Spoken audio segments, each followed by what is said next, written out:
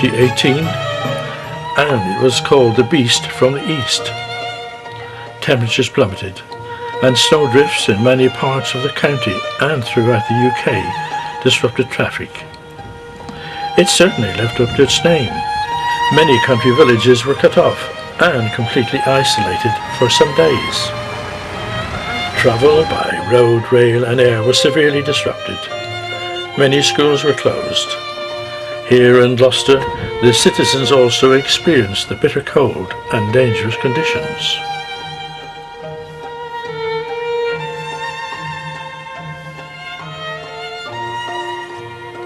Wildlife too had to face up to the challenge of the weather. Fortunately for these birds, help is at hand to see them through this difficult period.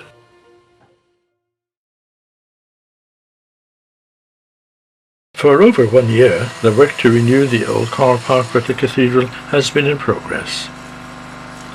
It was part of the Pilgrims Project scheme. Now it is nearly completed. The original proposal had met with much opposition, especially from local business owners who had lost their parking facilities.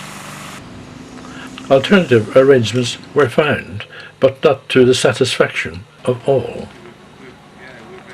However, by early April, when these scenes were filmed, the completed works have received compliments and high praise from many sources. Such a change from the old car parking area. This work was just a part of the Project Pilgrims plan.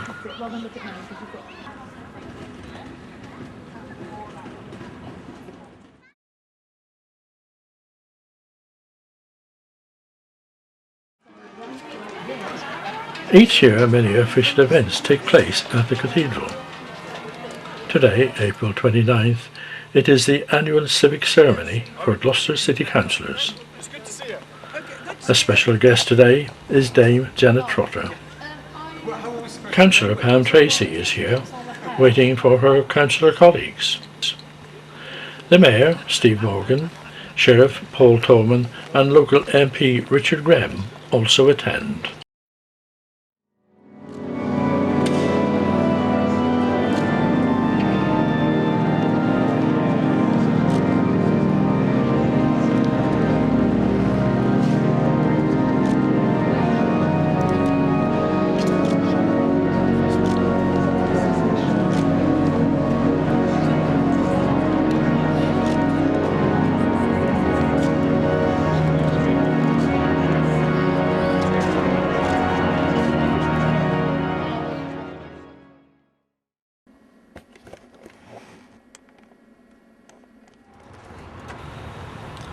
Gloucester's historic docks, claimed to be the most inland port in the country. Always something of interest to see here. Boats of many shapes and sizes add to the enjoyment of a visit, especially on a warm sunny day. There are 2 dry docks here, and the smaller one is put to good use by local boat builder Tommy Nielsen.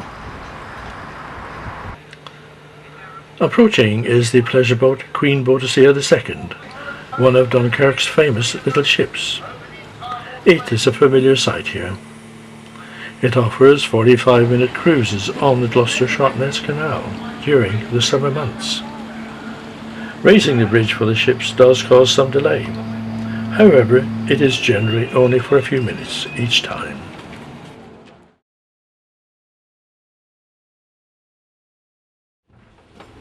In Gloucester City Council, May is the month chosen for mayor making.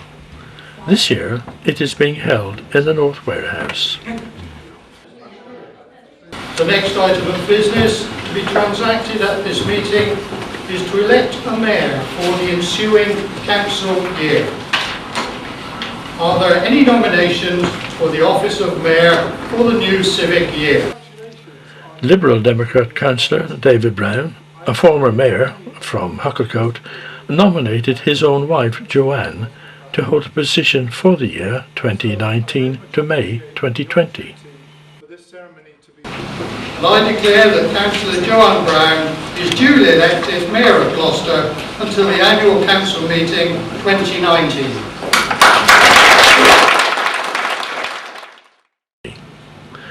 Gloucester has had a Lady Mayor quite frequently in recent years.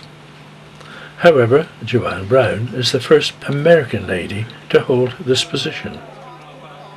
Today's ceremony is without doubt a unique and historic occasion. Her husband, David, will act as the Mayor's consort. Gloucester Docks, 9th of June 2018. A large crowd has gathered here today for a very special occasion. It is the reenactment of the funeral of Queen Ethelflaed, known as the Warrior Queen. Local actress Samantha Swinford was chosen to play the part of the deceased Queen. Queen Ethelflaed was the most powerful woman of the Anglo-Saxon period and ruler of the Kingdom of Mercia. She was the daughter of Alfred the Great. On her instructions, St. Oswald's Priory was built, and she influenced the layout of the city of Gloucester. In 2018, Gloucester City Council planned a 3-day celebration of her life. Talks and exhibitions were arranged in various locations. We have now arrived at St. Oswald's Priory, where Queen Ethelflaed was buried some 1100 years ago.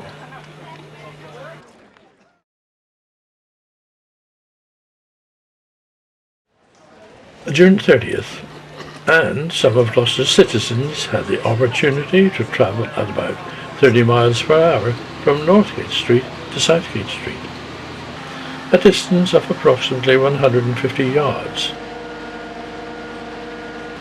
The cost for doing so was about £30. This for an experience lasting just under 10 seconds.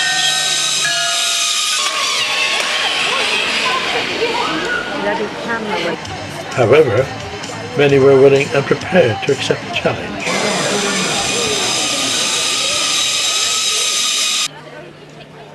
This is the first time the zip wire has been to the city centre. It proved to be very popular. It is pleasing to see that adults of all ages and young children are eager to accept this thrill of their moment in space. Let's hope this won't be the last visit of the zip wire.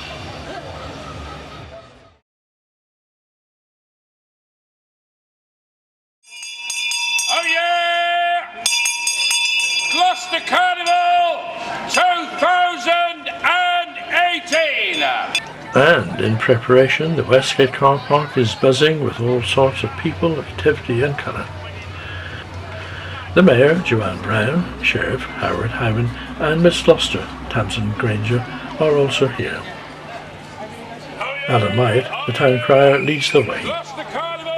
The procession will proceed through the centre of the city, through Westgate, then into Eastgate. At the GL1 Leisure Centre, it takes a right-hand turn and eventually ends up in the park. There, a varied programme of entertainment will be provided over the next 2 weeks. The fun fair being one of the major attractions. 2 weeks from today's opening procession, a fireworks finale will bring this carnival to its close.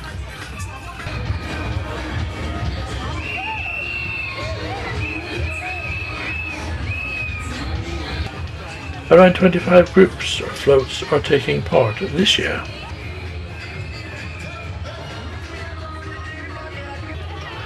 Sadly, this year, there were no bands to be seen or heard.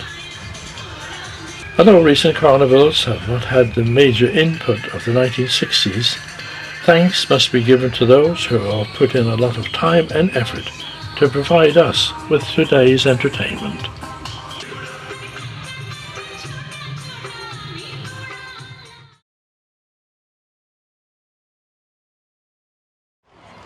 Gloucester Park, Sunday the 16th of September. Today the sound of cannon fire and musket shots will ring out through the city as the Siege of Gloucester, 375 years ago in 1643, is reenacted. It was then that the English Civil War was sweeping the country. Parliamentarians against royalists, Gloucester was held by the parliamentarians. King Charles I issued orders for its capture. The siege started on the 10th of August and was eventually lifted on the 5th of September when the Royalist army withdrew. During the siege, Royalist engineers had been mining the city walls and inflicting heavy bombardment on the city. However, under the leadership of 23-year-old Colonel Edward Massey, the parliamentarians held out. On September the 5th, the Earl of Essex arrived to support Massey, and that was the turning point. The Royalist army withdrew, and the siege of Gloucester was lifted. Now, each year on the first Saturday in September, the city of Gloucester marked this historic event with their Gloucester Day celebrations.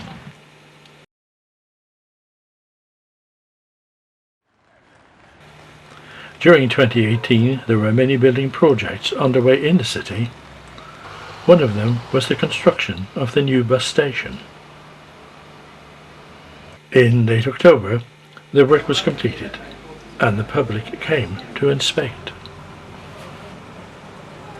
To mark the occasion, veteran buses from various parts of the country were invited to attend. Many did.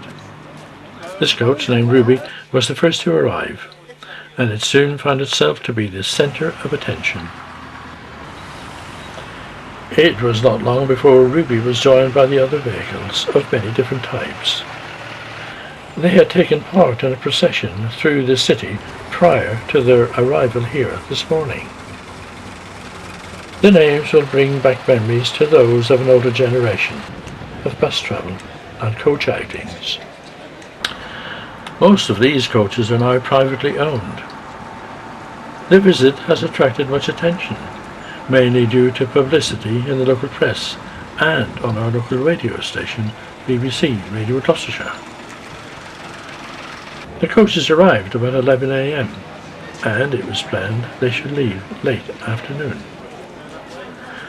This would give ample time for the many enthusiasts to have a good look inside and no doubt discuss the technical details, as well as reminisce about the good old days of coach travel.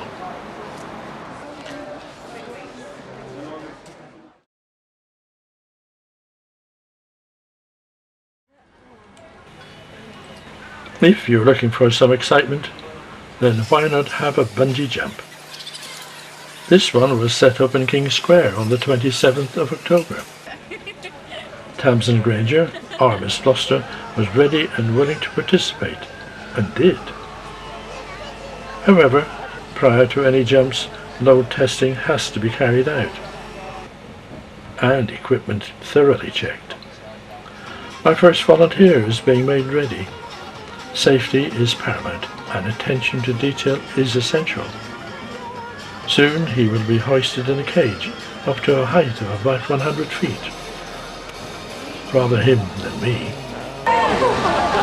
Suddenly he appears, twisting and turning as he is slowly returned to turn round. What a brave young man, and he did seem to enjoy his experience.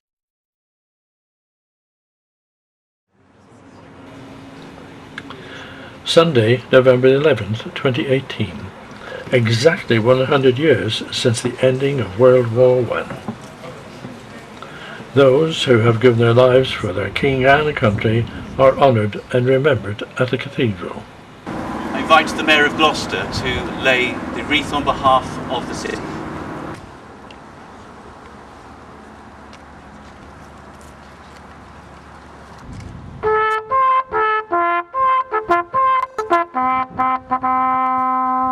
Then the 2-minute silence, a time for reflection.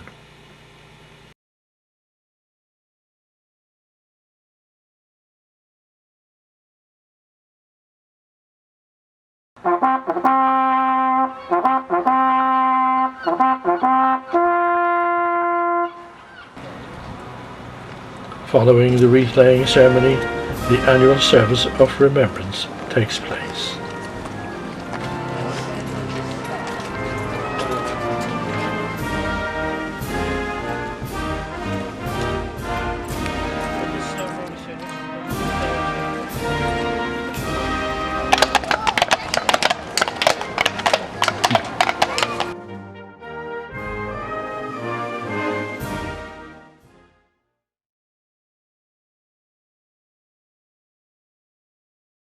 The 19th of November 2017 and signs of Christmas are very evident. The citizens of Gloucester have two major events to enjoy today. Turning on the Christmas lights being one, the other, what has now become an annual event, the Christmas Lantern Procession. This has been part of the city's Christmas calendar for some 10 years. The theme this year is pantomime. Primary schools from Robbinswood, Coney Hill, Calton, Kingsway, Whitminster and Harewood Junior Schools are taking part with help in making the lanterns. The procession proceeds from Southgate Street down Westgate, eventually ending up in the cathedral for a short carol service. Yet another Christmas is on its way.